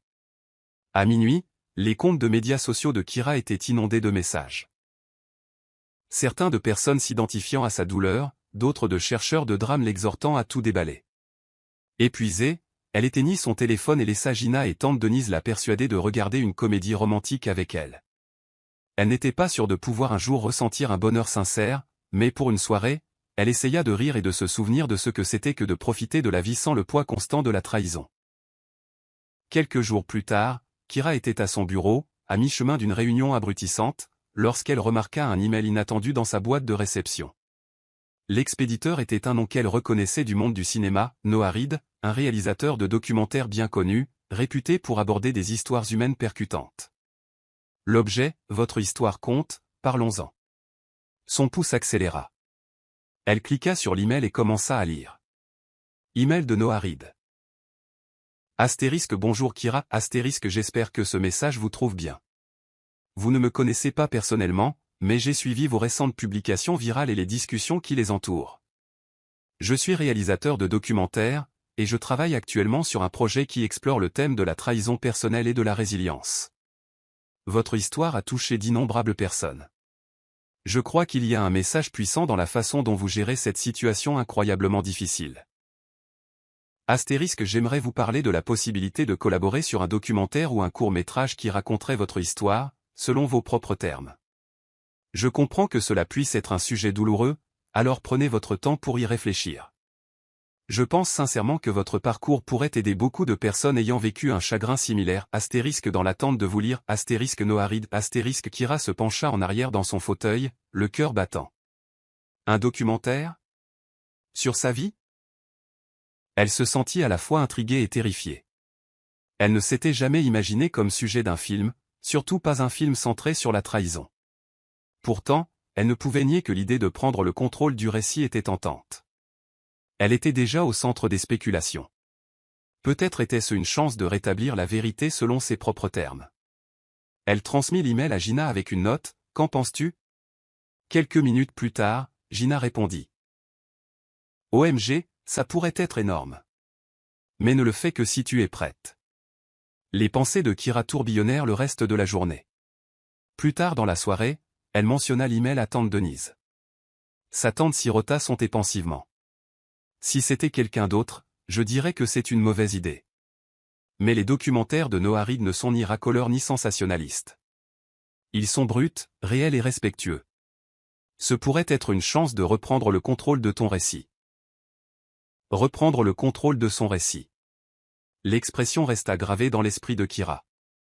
Elle en avait assez de laisser la trahison de Lance et Brielle la définir.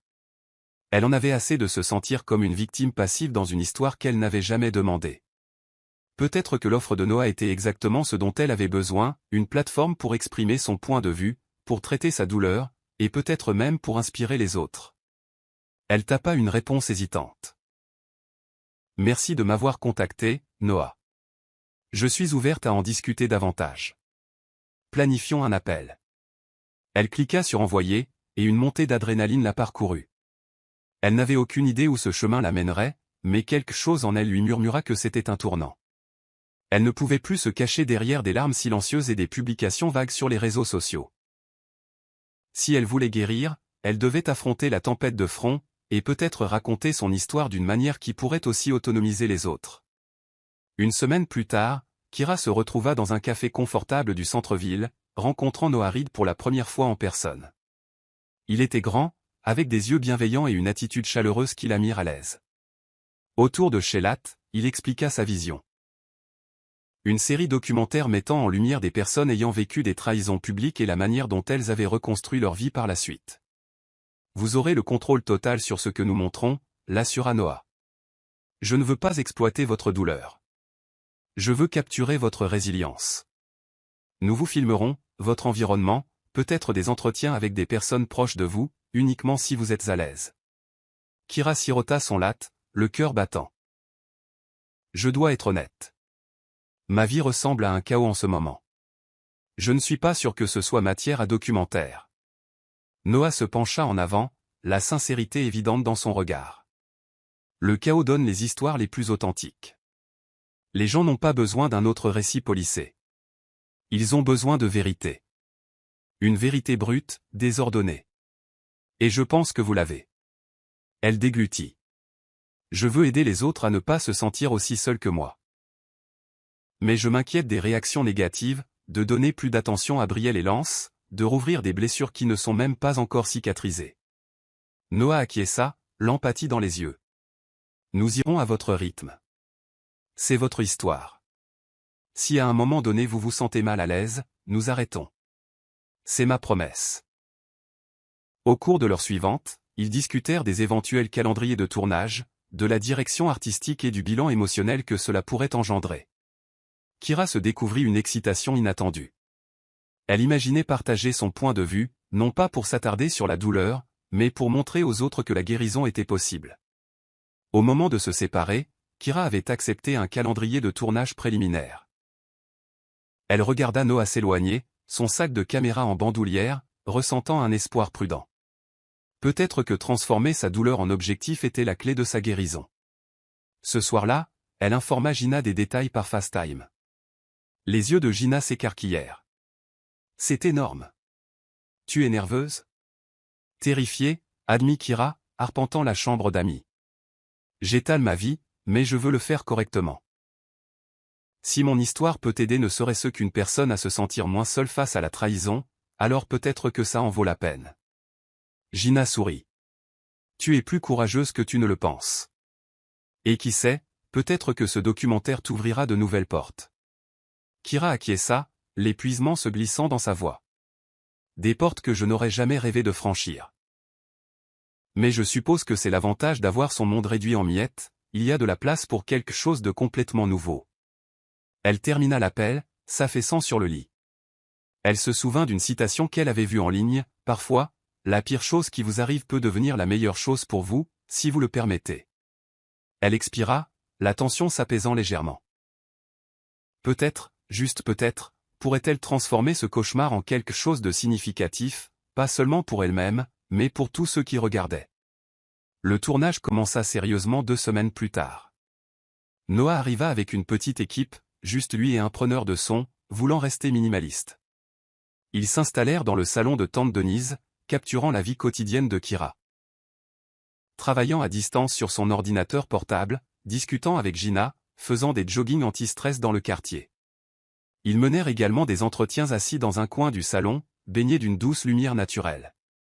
Entre les prises, Kira trouva le processus étonnamment cathartique. Parler ouvertement de ses émotions, de son chagrin et de sa colère était douloureux mais libérateur. Noah posait des questions pertinentes qui la forçaient à affronter des réalités qu'elle évitait.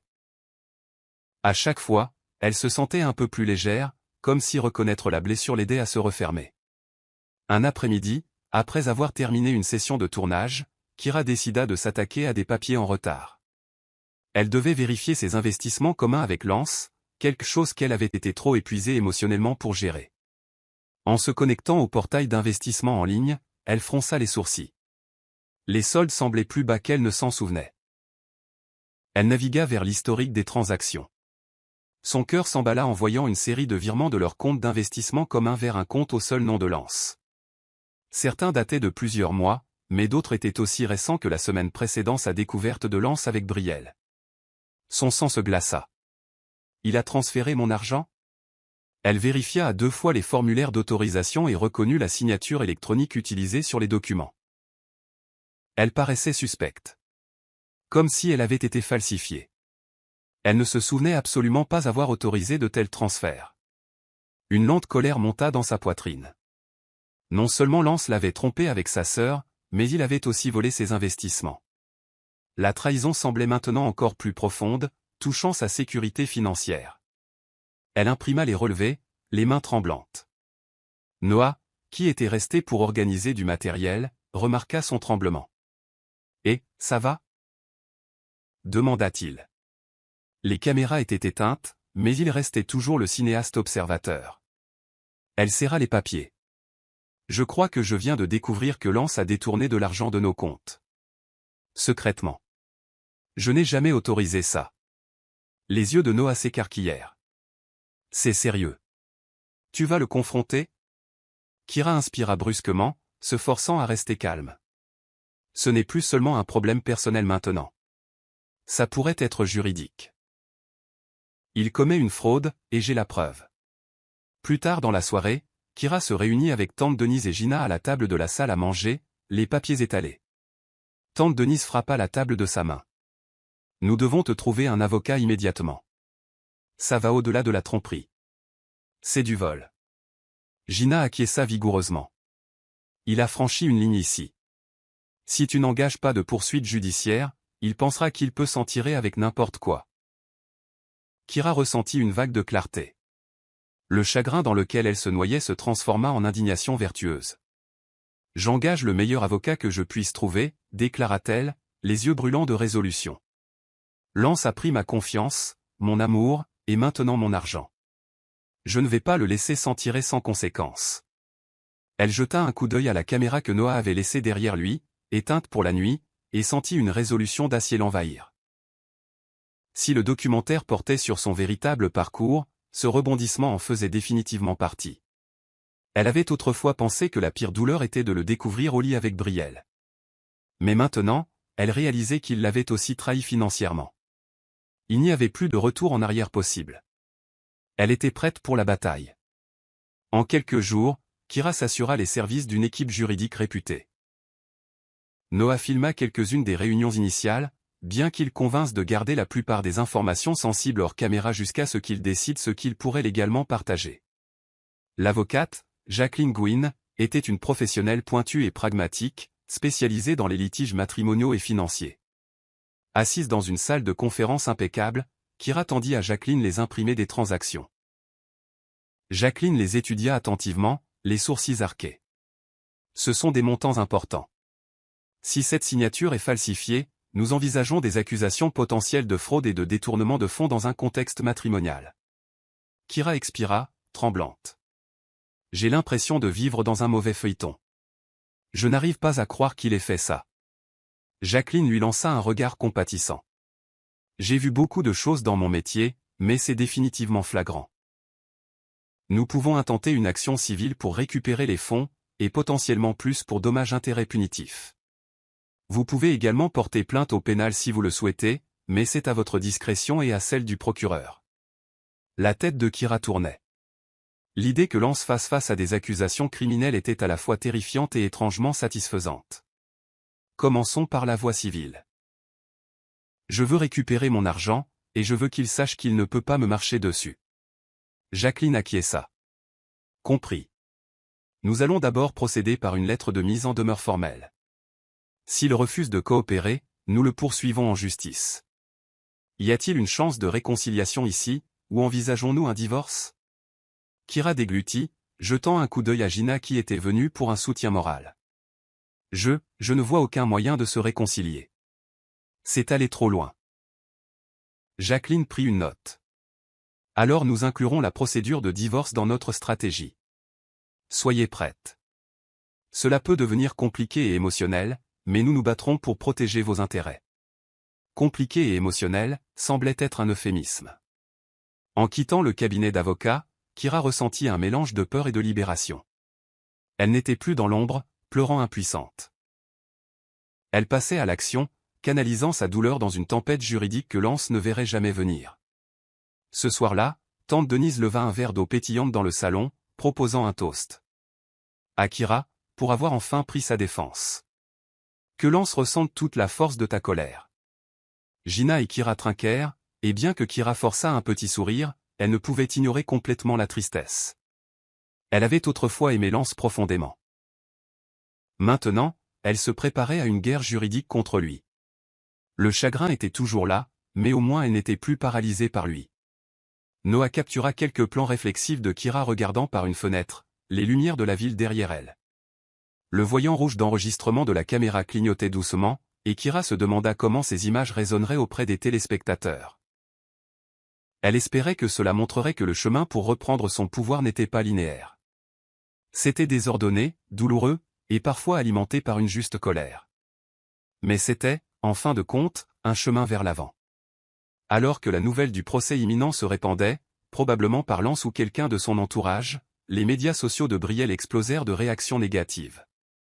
Elle publia une vidéo en larmes intitulée « Ma confession et mes excuses ». Sur sa chaîne, qui avait un nombre décent d'abonnés grâce à ses vlogs sur la mode et la beauté. Dans la vidéo, elle admit être impliquée avec Lance mais insista sur le fait que ce n'était pas un grand complot. Je n'avais pas prévu de tomber amoureuse de lui. Les choses sont juste arrivées, et je regrette la douleur que cela a causée à ma sœur, sanglota-t-elle face à la caméra. Cependant, la patience du public pour ses excuses était mince. La section des commentaires se remplit d'accusations. Tu ne t'excuses toujours pas vraiment auprès de Kira. Tu es juste désolé de t'être fait prendre. Comment peux-tu faire ça à ta propre sœur? Arrête de jouer la victime. Tu as brisé le cœur de ta sœur, et tu te plains des commentaires haineux. Brielle désactiva à nouveau les commentaires, mais des captures d'écran circulèrent largement. Les sites de potins titrèrent. L'influenceuse des médias sociaux Brielle démasquée pour liaison avec le mari de sa sœur. Elle perdit plusieurs contrats de sponsoring, aucune entreprise ne voulant être associée au scandale. Tard un soir, le téléphone de Kira vibra. Un message vocal de Brielle. Message vocal de Brielle, voix tremblante, astérisque Kira, je suis désolé, d'accord? Les gens me déchirent en ligne. Je reçois des menaces de mort. Je ne peux pas supporter ça. S'il te plaît, rappelle-moi. Nous sommes sœurs. Peut-être que nous pouvons arranger ça. Astérisque Kira écouta le message vocal le cœur endurci. Elle ressentit une once de pitié, elle ne souhaitait de menaces de mort à personne. Mais elle ne pouvait oublier l'image de Brielle au lit avec Lance. Elle appuya sur supprimer, ne prenant pas la peine de répondre. Sa sœur avait fait ses choix. Noah, toujours à l'écoute des courants émotionnels sous-jacents, lui demanda si elle voulait aborder le sort de Brielle devant la caméra. Kira secoua la tête. Je ne vais pas l'attaquer publiquement. Je ne vais pas non plus la défendre. Elle peut assumer les conséquences de ses actes. Ainsi, Brielle affronta sa dépression seule, tandis que Kira poursuivait le procès. Une partie d'elle ressentait une pointe de tristesse pour leur lien sororal brisé, mais la blessure était encore trop fraîche. La trahison était profonde, et le pardon, s'il venait un jour, était une perspective lointaine. Le dépôt officiel de la plainte fut une sensation médiatique. Kira Thompson poursuit sa sœur et son mari pour fraude financière et dommages émotionnels, demande 5 millions de dollars de dommages et intérêts. Les titres éclaboussèrent les journaux économiques et les sites de potins. Les gens débattirent pour savoir si 5 millions de dollars étaient excessifs. Certains soutinrent qu'aucune somme d'argent ne pourrait compenser sa souffrance émotionnelle. D'autres critiquèrent Kira pour avoir profité de son chagrin. Kira essaya d'ignorer le bruit. Elle faisait confiance à son équipe juridique, qui l'assura qu'il demandait un chiffre qui englobait à la fois les fonds d'investissement volés et les dommages-intérêts punitifs. Ce n'était pas seulement une question d'argent. Il s'agissait d'envoyer un message que sa vie ne pouvait pas être piétinée sans conséquence. Le tournage du documentaire se poursuivit, capturant les réunions tendues de Kira avec ses avocats, ainsi que ses moments de doute silencieux. Devant la caméra, elle avoua, c'est surréaliste. Je n'aurais jamais pensé devoir poursuivre mon propre mari ou bientôt ex-mari et ma sœur. Mais ils ne m'ont pas laissé le choix. Le style d'interview compatissant de Noah l'aida à approfondir son état émotionnel. Elle parla de son enfance avec Brielle, de la façon dont elle avait essayé de protéger sa sœur cadette, et de la façon dont elle se sentait déchirée entre le chagrin et un instinct protecteur persistant. Une partie de moi veut toujours la protéger, admit Kira, les larmes aux yeux. Mais je ne peux pas protéger quelqu'un qui m'a poignardé dans le dos. Alors que le procès faisait les gros titres, Lance garda le silence, probablement sur les conseils de ses avocats. Brielle publia des excuses sporadiques en ligne, tout accueilli avec scepticisme. Le monde regardait le drame se dérouler, et Kira se retrouva le visage réticent de la résilience pour un public mondial. Dans les moments plus calmes, cependant, elle pleurait encore la nuit. Les caméras, les supporters, et même les victoires juridiques ne pouvaient effacer la douleur. Mais il lui donnait un élan, comme une force la poussant en avant chaque fois qu'elle se sentait trop faible pour se tenir debout seule. Après des mois de tournage et d'innombrables heures de montage, Noah Reid annonça la date de sortie du documentaire sur YouTube, intitulé « Elle est rentrée tôt ». La bande-annonce seule recueillit des millions de vues. Un montage obsédant des yeux embués de larmes de Kira, des appels frénétiques de Lance, de l'effondrement de Brielle sur les réseaux sociaux, et de brefs plans de documents juridiques. La dernière phrase de la bande-annonce était la voix de Kira, « Parfois, les personnes en qui vous avez le plus confiance sont celles qui vous brisent le plus profondément. » L'anticipation était électrique. Le matin de la sortie du documentaire, Kira se réveilla nauséeuse. Elle avait mis son âme à nu devant la caméra. Les gens la jugeraient-ils, la plaindraient-ils, où trouveraient-ils l'inspiration dans son histoire? Tante Denise et Gina essayèrent de lui remonter le moral, mais Kira était un paquet de nerfs. À midi pile, le documentaire fut mis en ligne. Elle s'assit dans le salon de Tante Denise, l'ordinateur portable ouvert, rafraîchissant la page. En quelques minutes, les vues montèrent en flèche. Les commentaires affluèrent. Messages de soutien, histoire personnelle de trahison, et oui, une bonne part de trolls. Noah lui envoya un SMS une heure plus tard, 1 million de vues la première heure. Ça va être énorme. À la fin du 3e jour, elle est rentrée tôt, avait dépassé les 5 millions de vues. Les médias s'en emparèrent, louant l'honnêteté brute du documentaire et la vulnérabilité de Kyra. Il y eut des débats dans les talk-shows sur l'éthique de la diffusion publique d'une trahison conjugale, mais le consensus écrasant était que le courage de Kyra à affronter le scandale de front était admirable. Kyra s'assit sur le canapé, regardant le compteur de vues grimper. Elle ressentit un étrange sentiment de soulagement. Pendant si longtemps, elle avait étouffé sous le poids des secrets. Maintenant, tout était à découvert, et au lieu de mourir de honte, elle se sentait plus libre. Une douleur privée s'était transformée en un voyage public, et d'une manière ou d'une autre, cela la rendait plus supportable. Ce soir-là, elle publia une vidéo de remerciements sincères, exprimant sa gratitude à tous ceux qui avaient regardé et partagé leurs propres histoires. Elle réitéra qu'elle n'essayait pas de capitaliser sur le drame, mais plutôt de mettre en lumière la façon dont on peut survivre à une trahison inimaginable. Le flot de commentaires de soutien valida sa décision de partager son histoire. Oui, elle était toujours au milieu d'une bataille juridique compliquée, toujours sous le choc du chagrin, mais elle ne se cachait plus. Elle s'appartenait à nouveau, ni à la honte ni à la tristesse, et cela, réalisa-t-elle, était l'un des sentiments les plus stimulants au monde. Le succès viral du documentaire entraîna de multiples demandes d'interviews. Kyra se retrouva à répondre aux appels de podcasteurs de renom, d'animateurs de télévision de jour et même de chaînes d'information nationales. Elle fut sélective, ne choisissant que les plateformes qui lui permettraient de parler avec authenticité.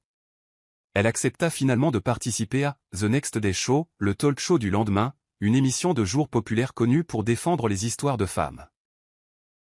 Assise en coulisses, vêtue d'une simple robe bleu marine, elle tripotait son alliance, qu'elle portait désormais sur une chaîne autour du cou, rappel silencieux de ce qu'elle avait surmonté. L'animatrice, une journaliste chevronnée nommée Marisol Ortiz, l'accueillit chaleureusement. Les caméras tournèrent, et Kyra affronta les projecteurs, le cœur battant. « Bienvenue, Kyra Thompson », commença Marisol. « Vous êtes devenue un véritable phénomène ces derniers temps. Votre documentaire, Elle est rentrée tôt, a accumulé des millions de vues. Qu'est-ce que cela vous fait ?» Kyra sourit doucement. « C'est surréaliste. Je ne m'attendais jamais à autant d'attention, mais je suis reconnaissante que mon histoire touche les gens. » Marisol se pencha en avant. « Vous avez parlé de trahison, de la façon dont le silence peut être plus dommageable que la vérité. Que dites-vous aux femmes, ou aux hommes, qui traversent un chagrin similaire en ce moment ?» Kyra prit une profonde inspiration. « Le silence coûte cher. C'est quelque chose que j'ai appris. Tout garder pour soi peut vous coûter votre estime de soi, votre tranquillité d'esprit, même votre santé. Parler ne signifie pas que vous devez étaler votre douleur au monde entier comme je l'ai fait, mais cela signifie raconter votre histoire à un thérapeute, un ami, un être cher, pour ne pas la porter seule. » Des applaudissements parcoururent le public du studio. Marisol acquiesça, une lueur d'admiration dans les yeux. « Et le pardon ? Le voyez-vous dans votre avenir ?» La gorge de Kyra se serra. Elle pensa à Lance, à Brielle, à tous les dégâts qu'ils avaient causés. Le pardon est un cheminement personnel. Pour l'instant, je me concentre davantage sur ma propre guérison. Peut-être qu'un jour je pourrai leur pardonner, mais ce n'est pas quelque chose que je précipite. Je crois que le pardon ne peut se produire que lorsque vous avez d'abord soigné vos propres blessures. Une autre vague d'applaudissements. Marisol sourit. Merci, Kyra, d'avoir partagé votre histoire puissante. C'est un témoignage que nous pouvons nous relever, même lorsque nous avons été brisés. L'interview se termina sous des acclamations enthousiastes. En coulisses, Kyra s'affaissa sur une chaise, l'adrénaline parcourant ses veines. Pour une fois, elle se sentit fière, non pas de la douleur, mais de la manière dont elle choisissait d'avancer. Elle découvrait que la guérison était désordonnée, publique et profondément vulnérable, mais c'était aussi le seul moyen de véritablement reprendre sa vie en main. Dans les semaines qui suivirent, la présence de Kyra sur les réseaux sociaux passa d'une plateforme de douleur à une plateforme d'autonomisation. Des messages affluèrent de personnes demandant des conseils. Comment gérer un conjoint infidèle, comment naviguer dans les retombées émotionnelles, comment se défendre légalement et financièrement. Au début, Kyra répondait à ces questions de manière informelle, offrant de l'empathie et partageant ses propres expériences. Mais Gina, toujours aussi avisée en affaires, vit une opportunité. « Kyra, tu as une formation en marketing. Tu viens de vivre l'une des pires trahisons imaginables et tu t'en es sorti. Les gens te font confiance. Pourquoi ne pas lancer un programme de coaching ou une sorte de marque d'autonomisation? Kira cligna des yeux. Un programme de coaching? Tu es sérieuse? Oui, insista Gina. Tu parles déjà de résilience et d'estime de soi dans tes interviews. Tu as les compétences pour créer du contenu convaincant, et tu as un public intégré. C'est la recette parfaite. Kira hésita. Je ne suis pas thérapeute agréé. Je ne peux pas donner de conseils médicaux aux gens. Tu n'as pas besoin d'être thérapeute. Tu peux offrir des conseils pratiques, partager des ressources, collaborer avec des professionnels, et juste être un guide. Un mentor. Pense Y comme du coaching de vie, centré sur la guérison de la trahison et du chagrin. L'idée suscita quelque chose chez Kira. Elle avait passé des années à monter des campagnes marketing réussies pour des entreprises. Maintenant, elle pouvait utiliser ses compétences pour construire quelque chose qui lui semblait beaucoup plus personnel et significatif. Après avoir consulté tante Denise et quelques conseillers de confiance, elle décida de se lancer. Elle créa un site web et un pseudo sur les réseaux sociaux sous la bannière « Se reconstruire avec Kira ». Elle offrit un webinaire gratuit parlant des mesures qu'elle avait prises légalement, émotionnellement et mentalement pour survivre à sa crise. La réponse fut écrasante. Des milliers de personnes s'inscrivirent. Les emails affluèrent, demandant des sessions individuelles. En un mois, elle avait une liste d'attente de clients. Elle mit en place des forfaits de coaching structurés, écrivit des e-books sur l'établissement de limites et les soins personnels, et lança même une communauté en ligne privée où les membres pouvaient partager leurs expériences dans un environnement de soutien. Du jour au lendemain, semblait-il, Kira était passée de directrice marketing d'entreprise à une figure d'autonomisation pour ceux qui se remettaient d'une trahison. Et ironiquement, le chagrin qui avait autrefois menacé de la détruire était maintenant la pierre angulaire de son nouvel empire commercial. Au milieu de ce tourbillon de nouvelles responsabilités et opportunités, Noah Reed continua de filmer des séquences supplémentaires pour un segment de suivi. Il documenta l'entreprise en ligne florissante de Kira, ses prises de parole en public et sa présence de plus en plus forte en tant que défenseur des partenaires trahis. Un tard après-midi, après que Kira eut terminé une session de questions-réponses en direct pour sa communauté, Se reconstruire avec Kira, Noah lui demanda s'il pouvait l'interviewer près d'un point de vue panoramique surplombant la rivière de la ville.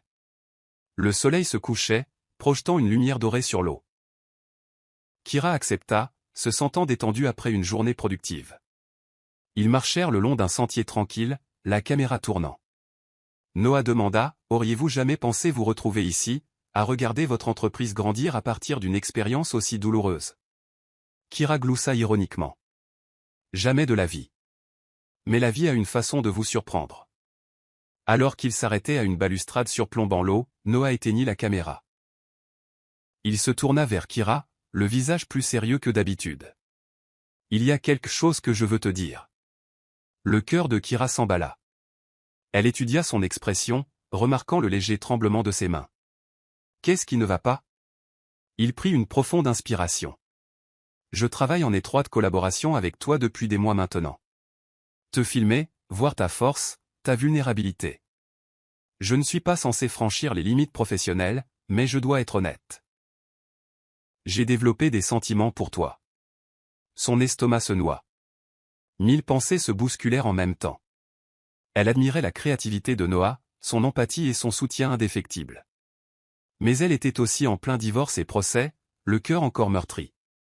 « Noah, » commença-t-elle doucement. « Je ne sais pas quoi dire. Je suis encore en train de guérir. Mon mariage n'est même pas encore légalement terminé. » Il acquiesça, croisant son regard. « Je sais. Et je n'attends rien pour l'instant. Je voulais juste que tu saches ce que je ressens. Tu es une personne incroyable, et je ne peux m'empêcher d'être tombé amoureux de toi. Mais je respecte ton espace et ton temps. J'attendrai, ou je m'éloignerai si tu préfères. » Les yeux de Kira s'emplirent de larmes, cette fois non de tristesse, mais du poids émotionnel pur du moment. Noah, un homme gentil et sincère, lui offrant son cœur. Pourtant, elle ne se sentait pas prête à l'accepter. Elle posa une main tremblante sur son bras. « Merci de me l'avoir dit. Je suis reconnaissante de ton honnêteté, et je tiens à toi aussi, mais j'ai besoin de terminer ce chapitre de ma vie avant de pouvoir en commencer un nouveau. » Peux-tu comprendre ça? Il sourit, le soulagement colorant ses traits. Je peux. Je serai là en tant qu'ami, avant tout. Pas de précipitation. Ils restèrent là en silence un moment, le soleil couchant peignant le ciel de teintes orange et rose. Kira inspira l'air frais, sentant une étincelle d'espoir au milieu du chaos. Peut-être, une fois qu'elle serait complètement guérie, y aurait-il de la place pour l'amour à nouveau. Tandis que l'étoile de Kira montait, la réputation de Lance s'effondrait. Les chroniques mondaines et les blogs le dépeignaient comme un fraudeur rusé. Les avocats des deux côtés négociaient un éventuel règlement, mais le processus traînait en longueur. Un matin, Kira se réveilla en trouvant un lien vidéo circulant sur les réseaux sociaux. Lance avait publié des excuses publiques. Elle cliqua sur le lien, s'attendant à moitié à voir une autre série d'excuses. Au lieu de cela, Lance apparut à l'écran, portant une chemise froissée, les yeux rougis comme s'il avait pleuré. Il parla d'une voix tremblante. « J'ai perdu la meilleure chose qui me soit jamais arrivée. Ma femme, Kira Thompson. Elle ne méritait pas ce que je lui ai fait. Je veux que tout le monde sache que j'assume l'entière responsabilité de mes actes. La liaison, la tromperie financière, tout. Je sais que des excuses n'effacent pas les dégâts. Mais je dois la vérité à Kira. C'est une femme incroyable qui n'a toujours voulu que le meilleur pour tout le monde autour d'elle, y compris moi. J'ai détruit sa confiance, et je le paie maintenant, de toutes les manières possibles. Je ne fais pas cette vidéo pour gagner de la sympathie ou demander le pardon. Je veux juste que Kira sache que je reconnais à quel point je l'ai terriblement blessée. Kira, si tu vois ça, je suis désolé. J'aimerais pouvoir remonter le temps. » Il termina brusquement la vidéo, des larmes coulant sur son visage. Kira regarda en silence stupéfait, ne sachant si elle ressentait du soulagement, de la colère ou autre chose. Elle avait voulu voir un remords sincère, et cela semblait en être un. Mais était-ce trop peu, trop tard? Elle décida de ne pas commenter publiquement. Un simple SMS de son téléphone au numéro de Lance disait « J'ai vu ta vidéo. J'apprécie les excuses. Mais cela ne change rien entre nous. » Sa réponse vint rapidement. « Je comprends. J'avais juste besoin que tu le saches. » Kira fixa l'écran, les larmes montant. La finalité de ces mots résonna comme un glas. Elle avait pris sa décision. Les excuses, bien que sincères, n'effaçaient ni la trahison ni l'argent volé. Elle méritait mieux. Elle méritait un nouveau départ, non assombri par les actions passées de Lance. Quelques jours plus tard, Kira reçut une lettre par la poste, adressée d'une écriture délicate qu'elle reconnut instantanément comme étant celle de Brielle. Son estomac se noua. Elle hésita à la jeter sans la lire, mais finit par l'ouvrir. C'était court, écrit sur du papier à lettres fleuries. Kira, je suis en cure de désintoxication pour dépression et toxicomanie. Je sais que ce n'est pas une excuse, mais je n'avais pas toute ma tête quand j'ai fait ces choses terribles. J'ai tellement perdu. Ma réputation, mes sponsors, et surtout, toi. Tu as toujours été la plus forte. J'enviais ça. Je suppose que j'ai essayé de prendre ce que tu avais, même si cela signifiait te blesser. J'ai tellement honte. Je n'attends pas de pardon. Je veux juste que tu saches que j'essaie d'aller mieux. Je t'aime de la seule manière dont je peux le faire en ce moment, mais je comprends si tu ne veux plus jamais me parler. Brielle Kira lut la lettre 2 fois, les larmes tombant sur le papier. Tant d'émotions se battaient en elle. Colère, chagrin, pitié, et une faible lueur de compassion. Elle se souvint de la petite fille effrayée qu'avait été Brielle, s'accrochant à Kira après la mort de leur mère. Mais elle se souvenait aussi de la trahison qui lui avait déchiré le cœur. Après un long moment, elle plia la lettre et la plaça dans une petite boîte à souvenirs. Elle décida de ne pas répondre. Elle n'était pas prête. Peut-être qu'un jour, elle trouverait dans son cœur de quoi se réconcilier. Mais ce jour n'était pas encore arrivé. Tourner la page ne signifie pas se réunir, se rappelatait-elle,